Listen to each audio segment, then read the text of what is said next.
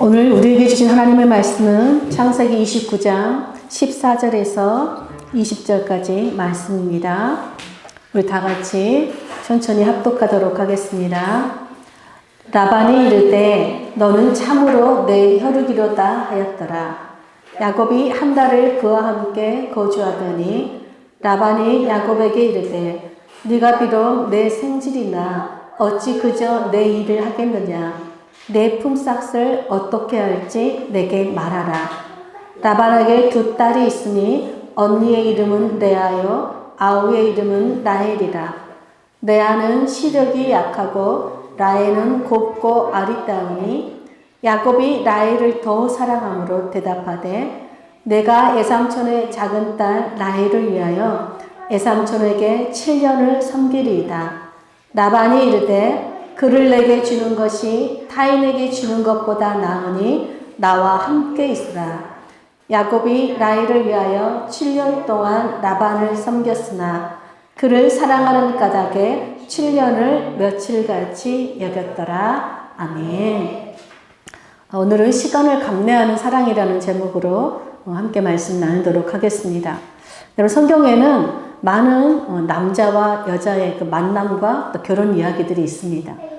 그런데 그 만남과 결혼은 단순히 어떤 우연히 선택하고 우연히 만난 것이 아니라 하나님께서 일하시고 역사하신 섭리의 결과라는 것을 성경은 말하고 있습니다. 대표적으로 우리가 2주 전에 살펴보았던 룻과 보아스의 만남과 결혼이 있고 또 우리가 잘 아는 이삭과 리브가의 만남과 결혼을 들 수 있습니다.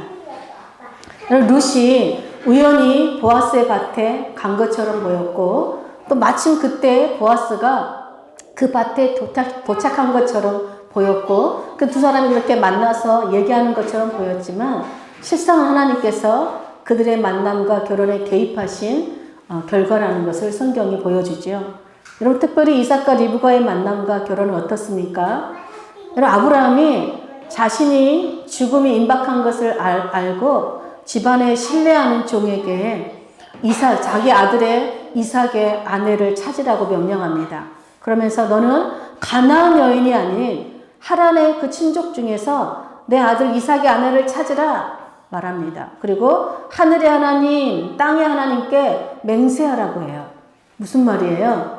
이것은 아들 이삭의 아내를 찾는 일은 단순한 심부름이 아니라 이삭의 결혼은 하나님의 언약을 계승하는 매우 중요한 일이자 그래서 이 일은 하나님이 반드시 하나님의 은혜와 섭리 가운데서 이루어질 것이라는 아브라함의 믿음의 선포였지요. 이 아브라함의 종은 아브라함의 말에 순종하여서 이삭의 아내를 찾기 위해서 낙타 10마리를 이끌고 거기에 좋은 선물들을 싣고 메소포타미아로 떠납니다. 그리고 마침내 나홀의 성에 있는 우물가에 도착합니다. 그리고 그 우물가에 낙타 10마리를 꿀려놨어요. 그런데 여러분, 그 종이 우물가에 도착한 때가 어느 때인가 봤더니 마침 여인들이 이제 물을 기르러 나올 때였다라고 성경은 기록합니다. 여러분, 아브라함의 종은 그때 이 우물가에서 하나님께 은혜의 표징을 구해요. 그게 뭐였냐면, 주님, 지금 성중의 딸들이 이제 물을 기르러 나올 때인데 제가 이 물 밑에 서 있겠습니다. 근데 한 소녀가 이르기를 내가 한 소녀에게 너는 그 물동이를 나한테 기울여서 마시게 하라 하면 그 소녀가 나에게 물을 줄 뿐만 아니라 우물가에 있는 그 낙타 10마리에게도 내가 마시게 하겠습니다 라고 이렇게 자원해서 섬기는 여인이면 이 여인은 주님께서 이삭의 아내로 예비하신 배필인 줄을 제가 알겠습니다 라고 기도해요. 그러니까 이 종은 뭘 구한 거예요? 얼굴 이쁜 여자 구한 거예요? 능력 있는 여자 구한 거예요? 아니에요. 사람을 환대할 줄 아는 하나님의 성품을 가진 여인을 이삭의 아내로 하나님 앞에 구한 것이죠. 그런데 이 종의 기도가 끝나기도 전에 저 멀리서 한 여인이 막 우물가에 막 도착해요. 그 여인이 바로 리브가입니다. 근데 여러분, 리브가는요 이 종에게 물을 마시게 할 뿐만 아니라 내가 당신의 낙타들에게도 물을 배불리 먹이겠습니다 라고 자원해요. 한마디로 이 리브가가 어떤 여인이에요? 사람을 환대할 줄 아는 친절한 하나님의 성품을 가진 정말 이삭의 배필로는 딱 어울리는 여인이었던 거예요. 그러니까 이 아브라함의 종이 나가서 자신의 신분을 밝힙니다. 그리고 자신이 왜 여기 왔는지를 밝혀요. 그리고 리브가에게 선물을 주고 리브가에게 말하자 리브가가 부모에 가서 알리죠. 이렇게 아브라함의 종은 리브가의 집으로 가서 리브가의 부모에게 자기가 왜 여기에 오게 되었는지, 그리고 우물가에서 하나님께서 나의 기도를 들으시고 리브가를 만나게 하신 일을 이렇게 얘기하면서 뭐라고 얘기하냐면, 이것은 우연히 된 것이 아니라 하나님의 인도하심입니다 라고 말해요. 그러니까 이 말을 들은 또 라반과 부두엘 역시 이 일은 정말 여호와께로 말미암았다 라고 고백합니다. 여러분, 이에 리브가가 어떻게 행동합니까? 역시 리브가는 내가 이삭이라는 사람의 아내가 되는 것이 하나님의 뜻이구나 라는 것을 깨닫고 즉각적으로 순종해서 아브라함의 종을 따라가 이삭의 아내가 돼요. 그래서 창세기 24장 47절에 보니까 이렇게 기록되어 있어요. 이삭이 리브가를 인도하여 그의 어머니 사라의 장막으로 들이고 그를 맞이하여 아내로 삼고 사랑하였으니 이삭이 그의 어머니를 장례한 후에 위로를 얻었더라 라고 되어 있어요. 여러분, 리브가가 죽은 사라의 장막으로 들어갔다는 것은 이제 여러분 죽은 사라를 이어서 리브가가 언약의 어머니가 되었다라는 뜻이겠죠. 그다음 이삭이 리브가를 아내로 삼고 그를 사랑하고 위로를 얻었대요. 여러분, 사랑을 하면 우리가 막 소진되고 지칠 것 같잖아요. 근데 여러분, 사랑을 하면요 오히려 새 힘이 생기고 우리 영혼이 솟게 돼요. 이것이 사랑의 힘입니다. 여러분, 이삭은요 어머니 사라의 죽음으로 인해서 깊은 슬픔과 상실감 가운데 있었어요. 그런데 아내를 얻음으로 말미암아서 마치 어머니 품에 안는 것처럼 정말 새롭고 다시 새로운 삶의 소망을 가지게 되었어요. 즉 인생의 전환점을 되었죠. 여러분, 우리가 결혼을 정말 일민주 대사다 그렇죠. 정말 중요한 일이다, 큰 일이다, 인생의 큰 어떤 전환점, 터닝 포인트다라고 말하잖아요. 이렇게 이삭은 리브가 결혼을 통해서 정말 안식을 누리고 다시 새로운 어떤 미래로 나아가는 전환점이 되었습니다. 여러분, 오늘 우리가 살펴볼 이삭의 아들 야곱 역시 그의 인생의 전환점이 되는 두 번의 만남의 사건을 경험하게 돼요. 첫 번째 만남이 무엇이었어요? 하나님과의 만남이죠. 여러분, 야곱은 아버지 이삭에게 자신을 형 에서라고 속이고 장자의 축복을 받았지요. 그 사실을 안 형 에서가 여러분 야곱을 죽이려 하는 것을 알고 어머니 리브가가 이삭을 설득하여서 야곱을 친정 오빠 그 라반의 집으로 피신시키기로 합니다. 이삭은 야곱을 불러서 말해요. 너는 가나안 여인 중에서 아내를 맞이하지 말고 네 애삼촌 라반의 딸 중에서 아내를 맞이하거라. 전능하신 하나님께서 아브라함의 복을 너에게 주시고 너로 번성케 하여 여러 족속을 이루게 할 뿐만 아니라 하나님께서 아브라함에게 약속하신 땅을 네가 차지하게 되기를 원하노라라고 축복합니다. 이렇게 야곱은 아버지 이삭의 축복을 받아 이제 부엘세바를 떠나 한 번도 가본 적도 없고 한 번도 본 적도 없는 애삼촌의 집으로 도망을 가지요. 여러분, 거리가 한 900km 정도 됐다고 하니까 한 걸어서 한 달이 걸리는 그 거리를 이제 야곱이 홀로 떠납니다. 근데 야곱이 길을 떠났는데 우연히 날이 저물었어요. 그래서 어느 한 곳에 이르러서 그냥 돌베개를 베고 그곳에서 잠을 잤습니다.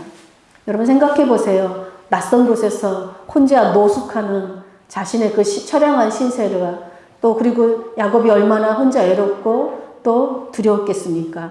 그런데 꿈에 야곱이 그 밤에 꿈을 꾸는데 사닥다리가 이 땅에서부터 저 하늘까지 끝까지 닿은 걸 봤어요. 그리고 천사들이 오르락 내리락 하고 있는 것을 보았습니다. 그리고 더 놀라운 것은 그 위에 여러분 하나님이 서서 나는 아브라함의 하나님, 이삭의 하나님이다 라고 말씀하시며 야곱에게 내가 너를 보호하겠다. 내가 너에게 땅을 주고 자손을 주겠다. 그리고 다시 이 베들로 돌아온 날까지 너와 함께하고 인도하고 책임질 것을 약속하시는 여러분 하나님을 만나게 돼요. 여러분, 꿈에서 깬 야곱은요 자신이 혼자인 줄 알았어요. 그런데 하나님이 그곳에 자신과 함께 계신다는 것을 깨달았어요. 자신이 우연히 그냥 들른 장소라고 생각했는데 하나님께서 자신을 만나주신 거룩한 장소라는 것을 깨닫게 돼요. 그러자 두려워하였다라고 기록해요. 여러분, 하나님을 만나고 하나님이 이곳에 있다고 믿으면요, 우리 안에 두려움이 있어야 돼요.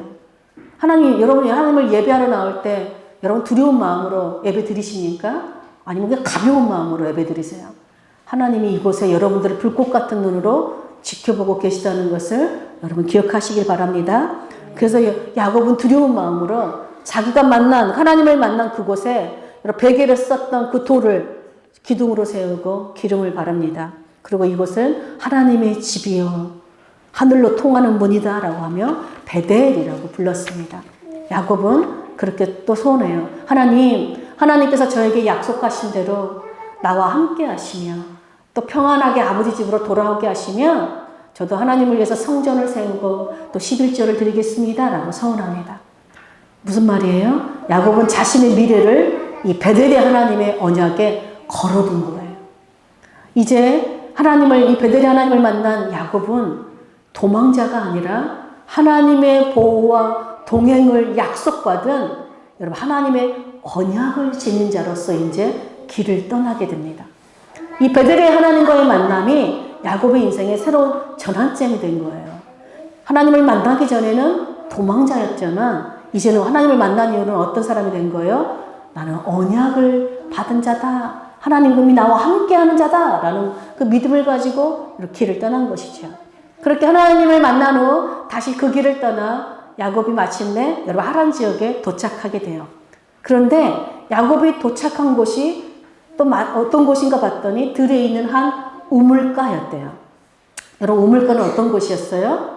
아버지 이삭과 어머니 리브가를 만나게 하고 두 사람이 결혼에 이르게 한 하나님의 은혜와 섭리가 역사한 역사한 장소잖아요. 또 여러분 출애굽기 2장에 가면요, 모세가 애굽 왕을 피해 도망가서 미디안에 가는데 그곳에 도착한 것도 한 우물가였어요. 그리고 그 우물가에서 누굴 만나요? 미디안의 딸들의 제사장의 딸들을 만나고 그 딸들 중에서 십보라와 결혼을 하게 되죠. 그러므로 여러분 지금 야곱이 우물가에 도착했다는 것은 무엇을 의미할까요? 이제 야곱도 하나님의 은혜와 섭리 가운데 어떤 만남이 기다리고 있다는 것이죠. 즉 야곱의 결혼 상대자를 만나게 될 것이라는 의미가 담겨 있어요. 여러분 야곱이 우물가에 딱 도착해 보니까 우물 곁에 양 세 떼가 이렇게 누워 있었습니다. 그리고 우물은 큰 돌로 이렇게 딱 앞에 덮여 있었어요. 그러니까 이 지역 왜 그렇게 했나 보니까 여러분 목 축업을 하는 사람들에게 정말 중요한 것이 물이지요. 물이 없으면 그 목 축업을 할 수가 없잖아요. 그래서 이 지역 목자들은 아무 때나 임의로 그렇게 우물을 사용하는 것이 아니라 그 지역의 모든 목자들이 함께 모여서 양을 모으고 또 그 양을 다 물을 먹인 후에 그 입구를 다시 큰 돌로 막아뒀어요. 아무나 그 우물을 다 퍼서 마시지 못하도록 그 우물을 보호한 것이죠. 근데 여러분 야곱이 우물가에 도착했을 때 마침 목자들을 딱 만나게 돼요. 그 목자들에게 묻습니다. 내 형제들이요, 어디에서 왔습니까? 그들이 우리는 하란에서 왔습니다 라고 말해요. 하란이 어떤 곳이죠? 어머니 리브가의 예삼촌이 있는 지역이잖아요. 그래서 물어봅니다. 혹시 나홀의 손자 라반을 아십니까? 라고 물어봐요. 그들이 우리가 압니다 이래요. 그래 야곱이 또 묻습니다. 그 사람이 평안합니까? 그랬더니 평안합니다. 지금 저기 라반의 딸인 라헬이 그의 양떼를 지금 몰고 오고 있습니다 라고 말해요. 여러분 야곱이 마침 우물가에 도착하고 마침 그때 목자들이 도착하고 또 그 목자들이 라반을 또 마침 알아요. 또 마침 그 라반의 딸이 라헬이 지금 오고 있는 중이에요. 여러분 이 모든 것이 다 우연일까요? 하나님이 그 모든 사람들의 걸음걸음을 인도하고 역사하시고 섭리하신 까닭이지요. 여러분 야곱이 목자들과 말을 하고 있는 동안에 라헬이 양떼들과 함께 우물가에 막 도착합니다. 여러분 야곱은 아버지 이삭으로부터 너는 에삼촌의 딸들 중에서 아내를 맞이하라라고 했는데 지금 에삼촌의 딸들 중에 하나인 라헬이 여러분 오고 있다는 말에 여러분 야곱이 얼마나 반갑고 설렜고 막 좋았겠어요. 근데 야곱이 그 라헬과 그 양떼를 보자. 여러분 어떻게 행동합니까? 우리 29장 10절부터 12절까지 함께 보겠습니다. 함께 읽겠습니다. 시작. 야곱이 그의 외삼촌 라반의 딸 라헬과 그의 외삼촌의 양을 보고 나아가 우물 아귀에서 돌을 옮기고 외삼촌 라반의 양떼에게 물을 먹이고 그가 라헬에게 입맞추고 소리내어 울며 그에게 자기가 그의 아버지의 생질이요 리브가의 아들됨을 말하였더니 라헬이 달려가서 그 아버지에게 알림해. 여러분 보통 순서가 어떻게 돼요? 내가 라헬을 만나면 먼저 내가 누구인지 자신의 정체와 신분을 밝히는 게 먼저잖아요. 그런 다음에 그러니 내가 당신의 양들에게 내가 물을 먹는 것을 도와주겠다라는 게 순서잖아요. 근데 야곱은 지금 어떻게 하고 있어요? 반대로 하고 있어요. 야곱은 먼저 라헬과 그 양떼를 보고 우물 입구를 막아놓은 큰 돌을 혼자서 굴리더니 라헬이 몰고 온 그 양떼의 물을 다 먹여요. 그런 다음에 라헬에게 입맞추고 울고 자신이 누구인지 소개해요. 그럼 야곱이 뭔가 좀 달라진 것 같지 않아요?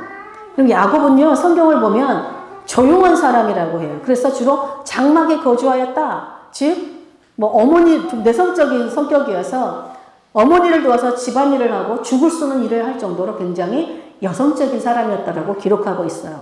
그런데 하란 땅에 도착한 야곱은 전혀 다른 사람의 모습을 보여줘요. 7절에 보면요. 우물가에 모여있는 그 목자들에게 아니 해가 중천에 떠 있는데 양들에게 어서 물을 먹이고 풀을 더 뜯도록 하시오 라고 말해요. 여러분 생각해 보세요. 자기가 지금 그 지역 사람도 아니고 또 처음 본 사람들이잖아요. 자기가 그 지역 목자도 아니면서 마치 자기가 무슨 그 사람들을 막 진두지휘하는 지도자인 것처럼 명령해요. 자기가 그럴 입장이 아니잖아요. 그러더니 10절에는 또 어떻게 합니까?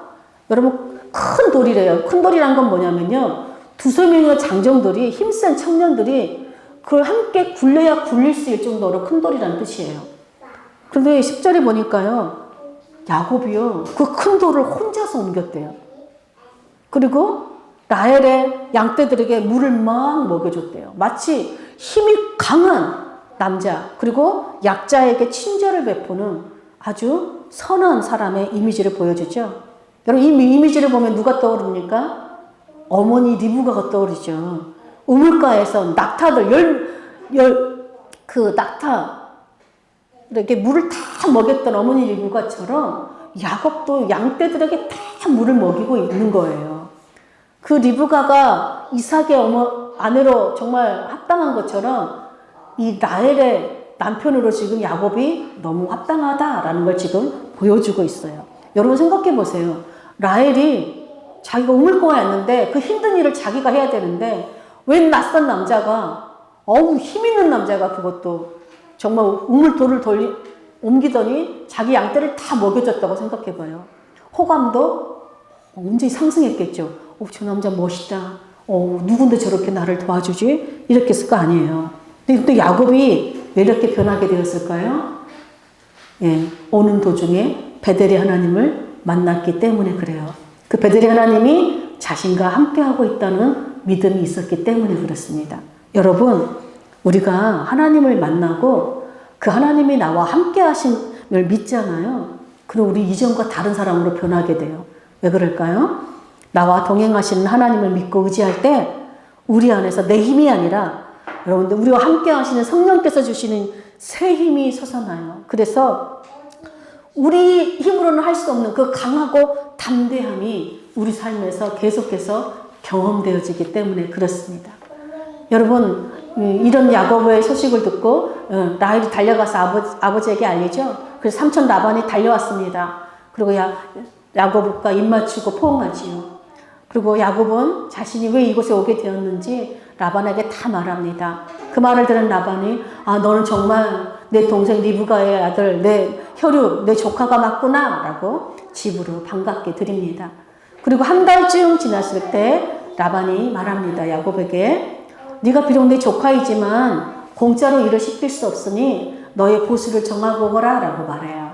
그러니까 야곱이 여러분 돈을 얼마 주십시오. 물질적인 대가를 요구하지 않고 외삼촌의 작은 딸인 라헬을 사랑해서 제가 라헬과 결혼하고 싶습니다 라고 말해요.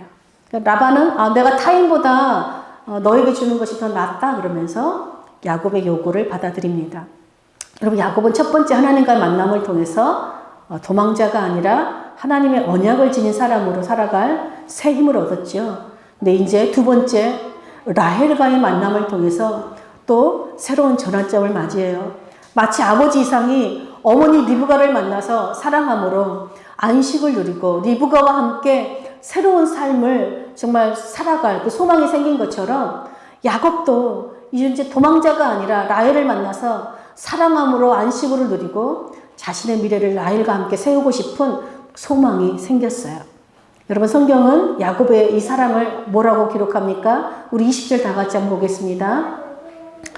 야곱이 라헬을 위하여 7년 동안 라반을 섬겼으나 그를 사랑하는 까닭에 며칠같이 여겼더라. 여러분, 야곱은 삼촌 라반의 집에서 7년을 여러분 그냥 일했어요. 그런데 라헬을 사랑하는 까닭에 그 7년이 얼마 같았대요? 며칠같이 여겼다고 말해요. 여러분, 여기에 사랑의 아름다움과 이대함이 있어요. 여러분, 사랑이 있잖아요. 사랑이 있으면 시간과 날짜는 정말, 사랑이 없으면 시간과 날짜가 막 짐이 되죠. 막 사랑이 없으면 하루하루 계산하게 되고요. 그 일이 너무 버겁고 지치고 결국 포기하게 돼요. 그런데 똑같은 시간인데 사랑이 있으면 그 시간은 낭비가 아니라 의미가 되고 즐거운 헌신이 돼요. 야곱에게 7년은 정말 고된 노동의 시간이었지만 여러분, 야곱이 시간을 견딜 수 있었던 건 뭐예요? 한 사람, 즉 라헬을 사랑하는 마음이 있었기 때문입니다. 여러분, 사랑은요, 우리 삶에 어떤 짊어져야 될 우리 각자에게 무게가 있거든요. 근데 사랑이 있으면 여러분, 그 무게가 없어지는 것이 아니라 그 삶의 무게를 견디고 책임을 지고 섬길 수 있는 힘이 생겨요. 그래서 여러분, 사랑은 반드시 우리 삶 가운데 증명이 됩니다. 여러분, 성경을 보니까 야곱이 라반을 섬겼다라고 돼 있어요. 여러분, 섬겼다는 건 뭐예요? 그냥 일손을 조금 거들고 잠시 그냥 도와주는 것이 아니라 정말로 땀 흘리고 힘들게 거칠게 육체적인 노동을 성실하게 행했다라는 그런 의미예요. 여러분, 누군가를 위해서 손에 굳은 살이 박힐 정도로 일하는 것, 그리고 누군가를 위해서 정말 땀이 젖도록 일을 하는 것, 그 사랑은요, 자신을 내어주는 진짜 사랑이에요. 그래서 많은 사람들이 막 감정적으로 막 설레면 사랑이고, 또 설렘이 없으면 우린 권태기다, 우린 사랑이 다 식었고 이제 우리 사랑은 끝났다라고 말해요. 그러나 여러분, 성경이 말하는 사랑은요, 말이나 감정이 아니에요. 그걸 뛰어넘어요. 어떻게 해요? 성실하게 자기 자신을 내어주며 책임을 다하는 삶을 살아요. 그러므로 여러분, 참된 사랑은 기다림으로 완성이 됩니다. 여러분, 야곱은요, 라헬을 사랑하지만 그녀를 소유하려 하지 않고 여러분 7년의 시간을 기다려요. 그것도 즐겁게 기다려요. 야곱은 그 시간을 감내하는 사랑으로 마침내 결혼의 결실을 맺게 됩니다. 우리가 결혼을 사랑의 결실이다라고 말하죠. 예, 사랑하면요, 상대방을 소유하지 않고요, 상대방을 기다려줍니다. 그렇다면 여러분, 결혼을 하면 모든 게 다 완성되고 이제 아무 일이 없을까요? 여러분, 결혼을 하면요, 더 많은 일들이 기다리고 있어요. 야곱은요, 삼촌 라반에게 속임을 당해서 또다시 7년을 또 섬겨야 돼요. 근데 야곱은 성경에 보니까 놀랍게도요, 삼촌에게 속았는데 야곱이 라헬을 사랑함으로 또다시 7년을 섬겼다라고 기록되어 있어요. 그리고 야곱 인생에 또 어떤 일들이 기다리고 있어요? 레아와 라헬 두 아내의 질투와 경쟁으로 가정에 균열이 생겨요. 또 자녀들의 시기심으로 아들 요셉이 팔리는 고통이 막 줄줄이 기다리고 있어요. 그런데 여러분, 그럼에도 불구하고 사랑이 아름답고 위대한 이유가 뭐냐면요, 그 어떤 상처, 그 어떤 균열, 그 어떤 고통의 시간이 계속해서 여러분 기다리고 있을지라도 사랑이 있으면 결코 포기하지 않고 그 시간들을 감내한다는 것이에요. 그리고 마침내 하나님의 언약을 이루는 결실을 맺는다는 것입니다.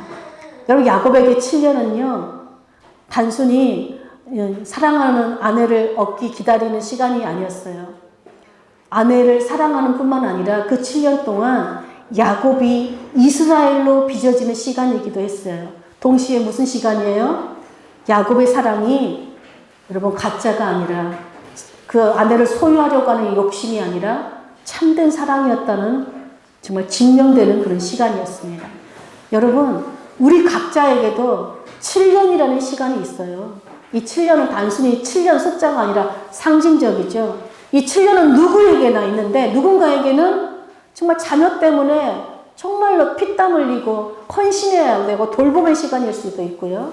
누군가에게는 성도들을 위해서 섬기는 시간일 수도 있고, 누군가에게는 정말로 일터에서 좀 땀 흘리며 일해야 하는 시간일 수도 있지요. 근데 여러분, 때로는 이 시간이 결코 며칠 같지 않을 때가 있어요. 언제 끝나나 너무 버거울 때가 있어요. 그런데 사랑이 있는 사람은요, 그 시간을 감내해요. 그리고 그 시간을 의미 있고 헌신된 삶을 살아냅니다. 왜냐하면 그 시간이 결코 헛된 시간이 아니라는 것을 사랑이 있는 사람들은 알기 때문에 그렇습니다. 여러분, 올해로 우리 넓기품 교회가 우리가 함께한 지 7년이 됐죠. 저도 뒤돌아보니까 이 7년이 정말 며칠같이 여겨질 정도로 금방 지났어요. 어떻게 여기까지 왔나 봤더니 정말 주님께서 끊임없이 우리와 함께 하시고 우리에게 사랑을 부어주신 까닭이고, 또 우리가 서로를 사랑하고 우리 서로의 사랑이 참된 사랑이었기 때문에 가능하다고 저는 믿습니다. 무엇보다 여러분들이 저를 한결같이 사랑해 주셔서 정말 진심으로 감사드립니다. 여러분, 예수님은 그 사랑 때문에 어떤 결정을 하셨습니까? 하늘의 모든 영광을 버리고 인간의 자리로 내려오셨고 종의 형체를 취하셨고, 여러분, 십자가에서 자신을 내어주시기까지 그 모든 고난의 시간을 감수하심으로 하나님의 사랑을 완성하였습니다. 여러분, 하나님은요, 우리를 단숨에 완성시키지 않으세요. 우리 삶 속에 반드시 감내해야 되는 어떤 시간을 남겨두세요. 왜 그럴까요? 우리의 사랑이 그저 하나님을 이용하려는 내 욕심인지, 하나님을 소유하려고 하는 내 욕심인지, 아니면 정말로 즐겁게 하나님을 헌신하는 진짜 사랑인지를 여러분 드러내시기 위함입니다. 그리고 그렇게 그 시간을 통해서 우리를 하나님의 언약의 사람들로 빚어가기 위해서지요. 그러므로 여러분, 하나님은 우리에게 어떤 완벽한 사랑의 감정을 요구하시는 분이 아니세요. 대신에 예수 그리스도의 그 십자가의 사랑을 붙들고 서로 사랑하며 우리에게 주어진 하루하루의 삶, 시간들을 감내하며 살아내라고 말씀하십니다. 여러분, 십자가의 사랑만이 여러분 우리 앞에 놓인 그 어떤 큰 돌이 있을지라도 그 돌을 굴려낼 수 있는 여러분 강한 사랑의 힘이에요. 그리고 그 십자가의 사랑만이 우리가 계속해서 주저하지 않고 미래를 향해서 하나님 나라를 위해서 꿈꾸며 소망하며 나아갈 수 있는 힘입니다. 그러므로 여러분, 우리의 하루하루 주어진 우리의 시간들을 여러분 우리 그 십자가 사랑으로 우리도 감내함으로 우리도 계속해서 그 위대하고 아름다우신 그 하나님의 사랑의 역사를 써내려가는 우리 믿음의 가정, 또 믿음의 공동체로 살아내기를 간절히 축복합니다. 아멘.